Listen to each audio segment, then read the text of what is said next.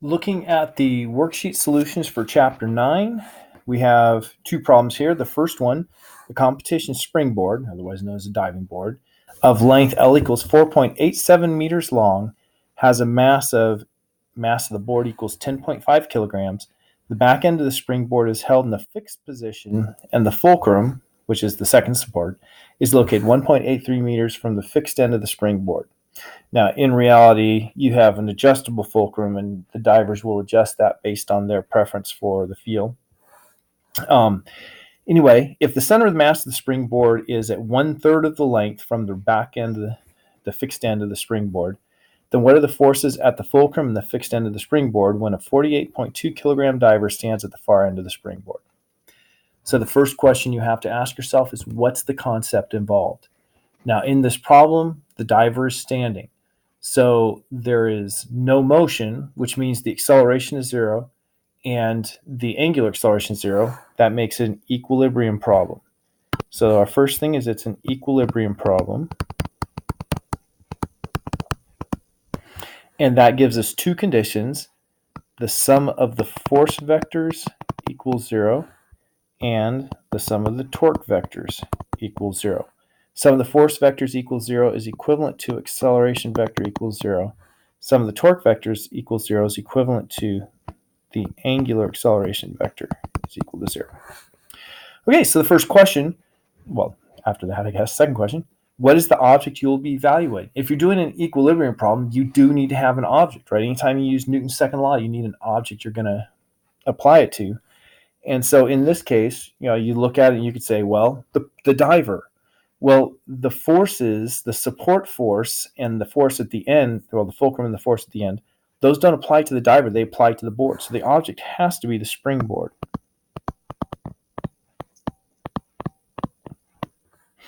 Now draw a diagram for the problem to show all the forces where they are applied to the object. So the object is the springboard. Here I've drawn a diagram and I've shown all the forces in red.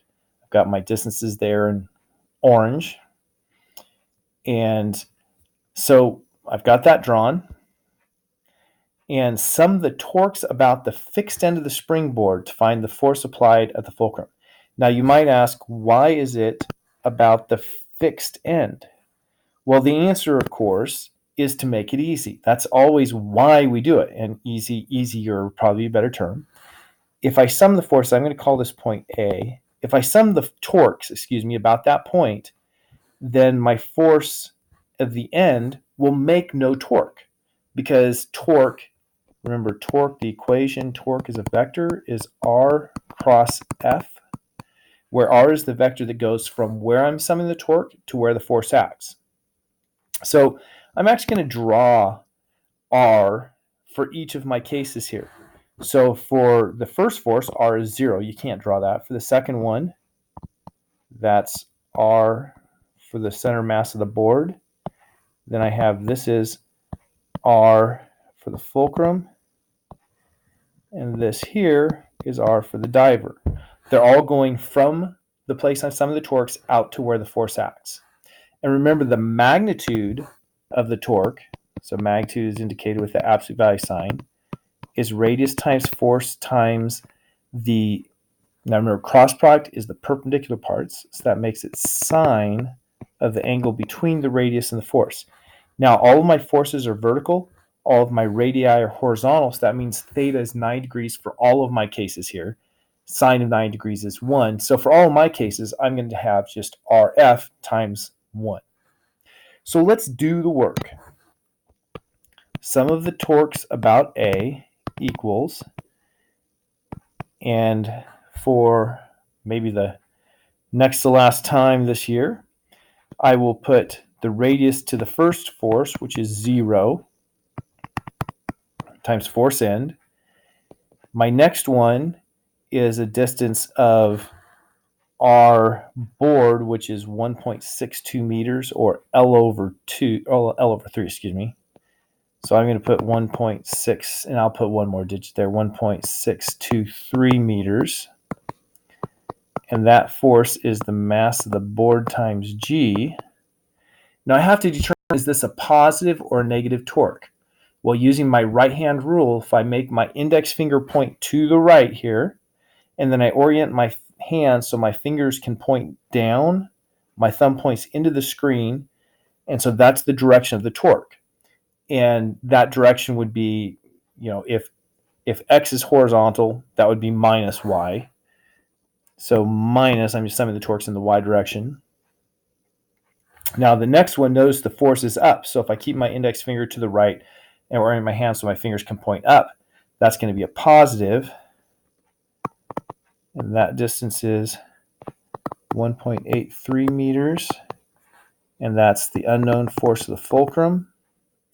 And then my final one is going to have the same sign as the force of gravity on the board, but it's a distance that's much larger, 4.87 meters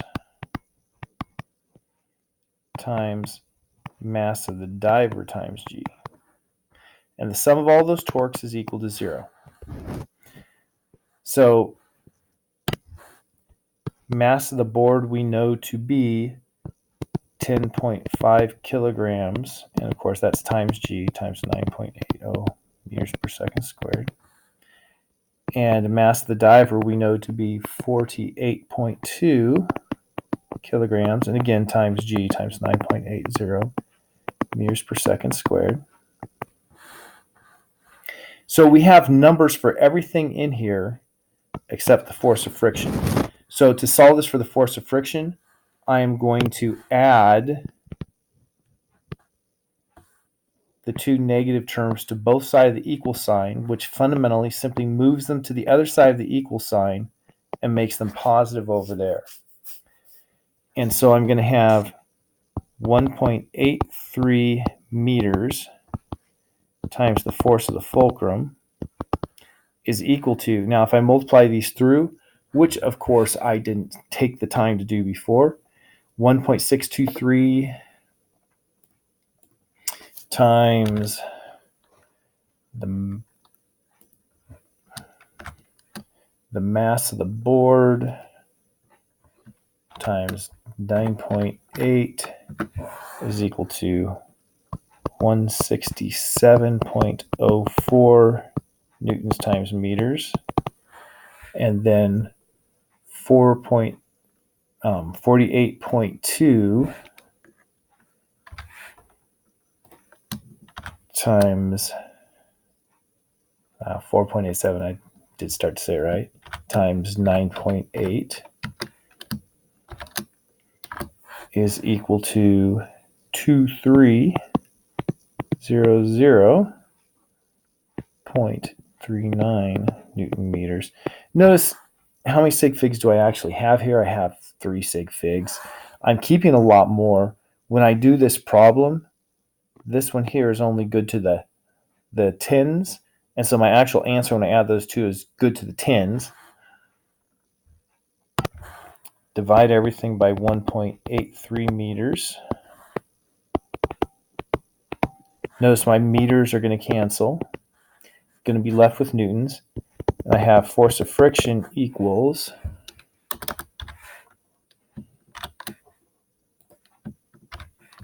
not friction, fulcrum, excuse me.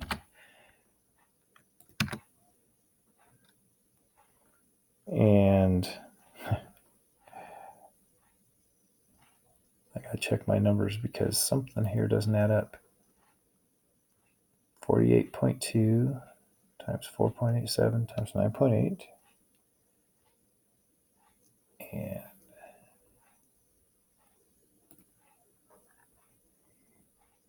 1.63 times 10.5 times 9.8.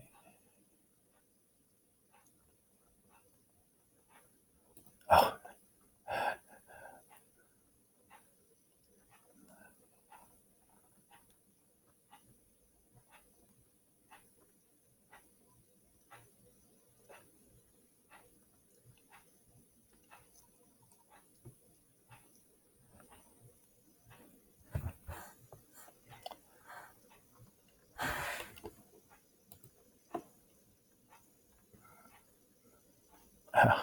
I see. Okay. That took me a long time to figure out. I had made a mistake before because I forgot to multiply by G when I did this in preparation. So yes, that comes out to be good. 1350 newtons to the correct sig figs. Wow. It's a little embarrassing that time it took me to figure out what I'd done. So 1350 newtons. Now I have a choice. Use either sum of the torques equals 0 about any location, or use sum of the forces equals 0 to determine the force of the fixed end. So when you have the choice, why do I have a choice? Well, I had two unknowns.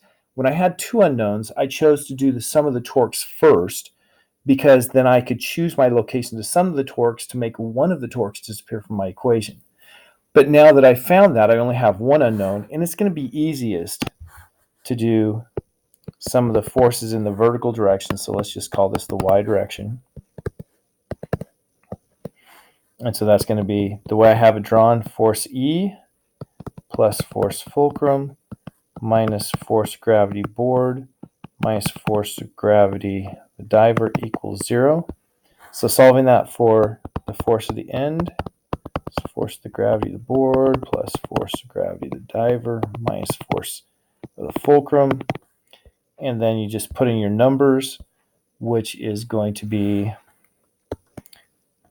I'm going to combine these first two. So I'm going to put mass of the diver plus mass of the board times G minus the force of the fulcrum, or mass of the diver 48.2 kilograms plus the mass of the board 10.5 kilograms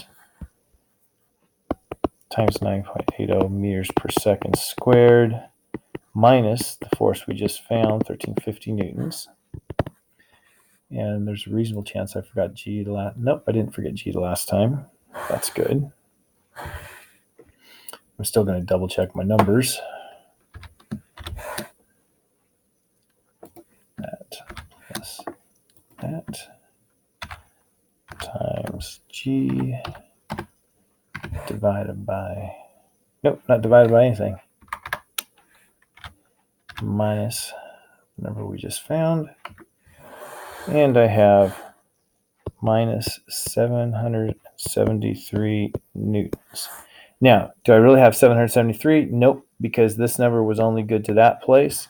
So the actual answer here is minus 770 newtons if you use your sig figs correctly. What does the minus sign mean? The minus sign means that my arrow direction was wrong.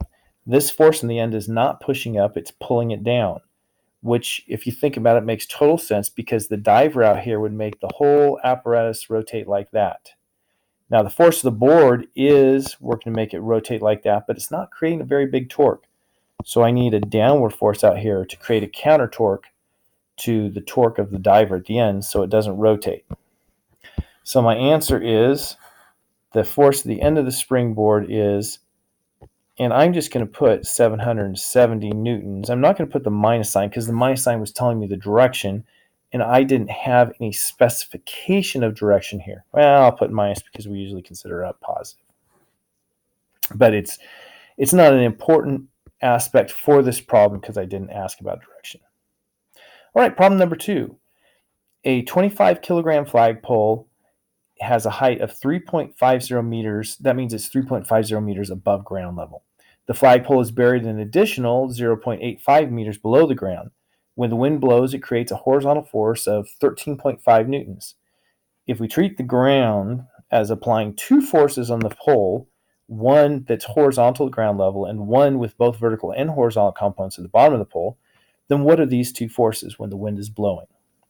Well, what's the concept? Again, you just go through, hey, this is not accelerating, right? The flagpole's not falling down. So this is another equilibrium problem,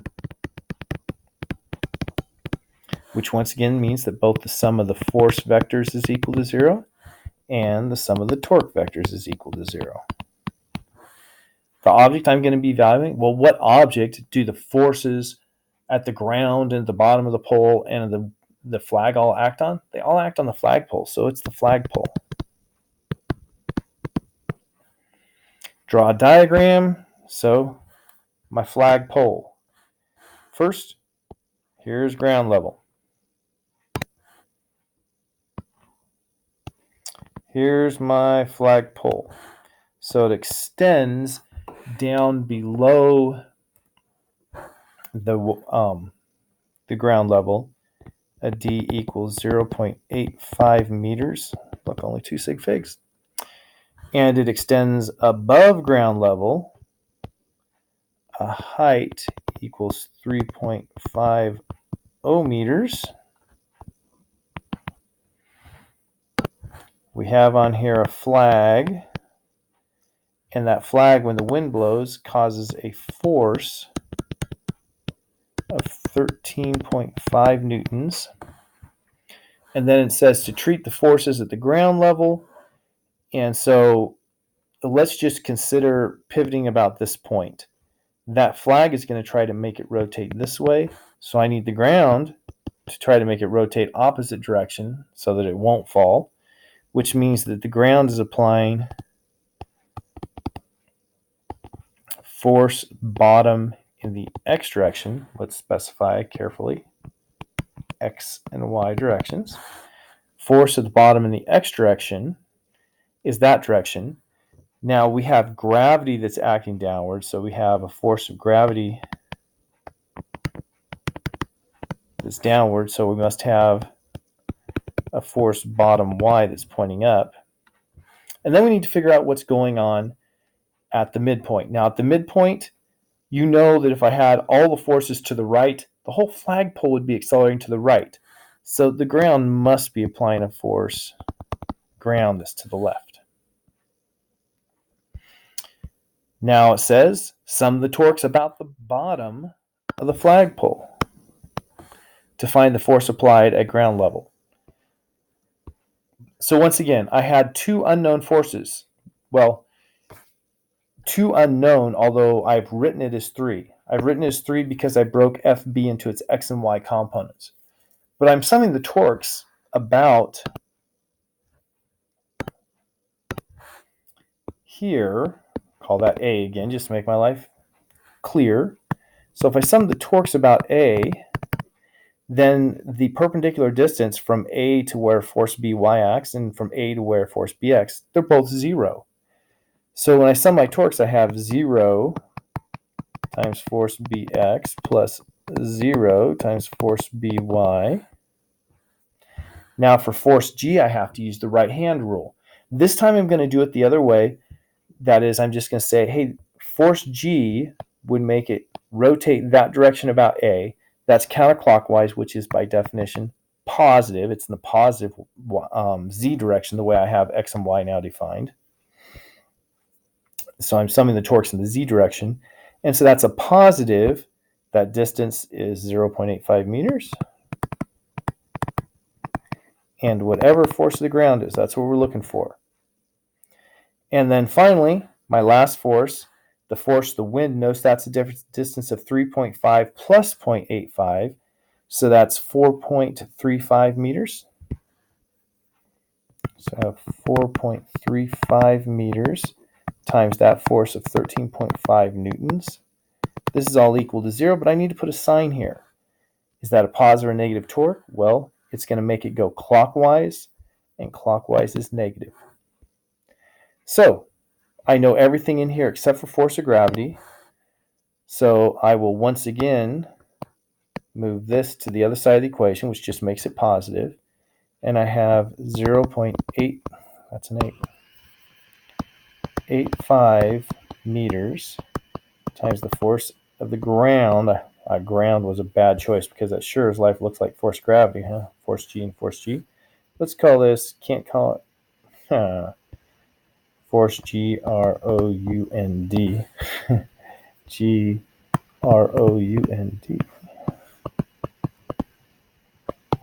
is equal to, if we multiply 4.35 times 13.5,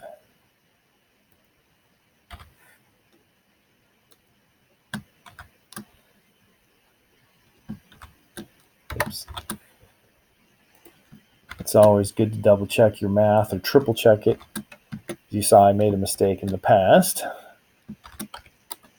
So I have 58.725 newtons times meters. So I'll divide everything by my 0.85 meters. And I have the force that the ground makes at ground level is equal to 69 newtons. Now the actual number I got was 69.09 newtons, but I only had 2 sig figs, so 69 it is. Okay, so there's my first answer. That force at ground level, I put GL here, 69 newtons. Now use either sum of the torques about any location. Why any location? Because I only have one unknown force now. Or use sum of the forces in the x direction to determine the horizontal force at the bottom of the pole. Well, what do you think? It's obviously easier to do sum of the forces in the x direction is equal to 0. Looking at my picture, that's force wind minus force ground plus force Bx equals 0. So force Bx is equal to force ground minus the force of the wind equals 69.09 newtons minus 13.5 newtons equals 55.59 newtons, which, since we only have 2 significant digits in this answer as well, is 56 newtons. So 56 newtons. To the right. The ground was to the left. And now use sum of the forces in the y direction. Sum of the forces in the y direction is force By minus force of gravity equals 0. So force By equals force of gravity equals the mass of this pole, which is 25 kilograms, times 9.80 meters per second squared. And that gives me 245 newtons. Only 2 sig figs, so if you round correctly, that's 240 newtons. Remember, you round to the even if it's exactly 5. And there you have it. Hope this helps you. And I hope I stopped the recording in a reasonable amount of time.